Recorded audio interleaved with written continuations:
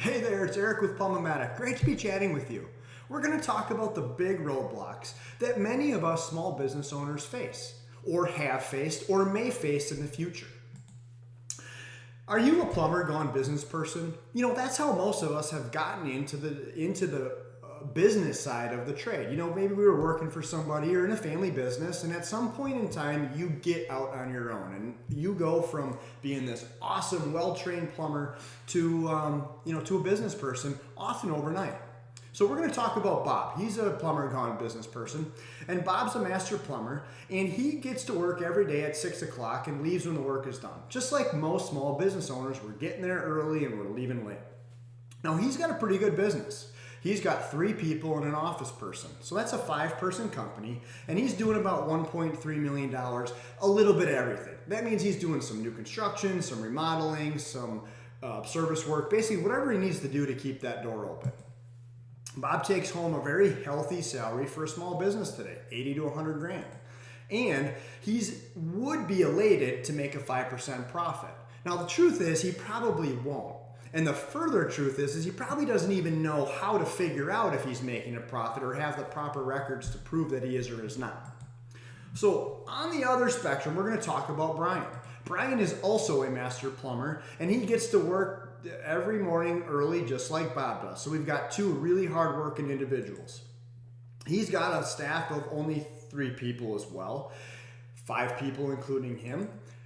And he's also doing $1.3 million. The difference is that Brian focuses only on residential service and jobs that meet his margin, which means if he can't get his price for the work, he just simply declines and moves on to the next opportunity.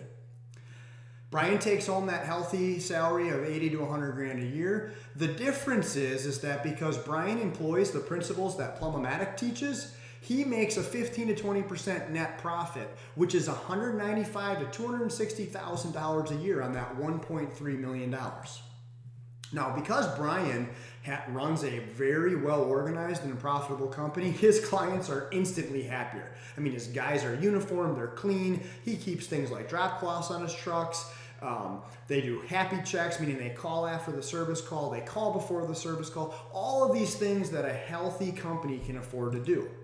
Now, the other thing is Brian's client or employees are much happier than the ones that meet for Bob or work for Bob. See, Brian can afford to pay for things like 100% paid health insurance. He can pay for uniforms, benefits, paid vacations, clean trucks, all of those things that keep our employees happy.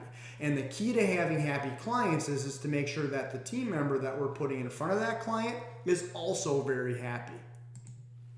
So we've got 2 plumbers with the same qualifications. They're putting in the same hours in the same market. One is making a very decent wage and maybe making $160,000 a year at best. The other one is making almost $360,000. He's got happier people, happier clients, and a way better run company.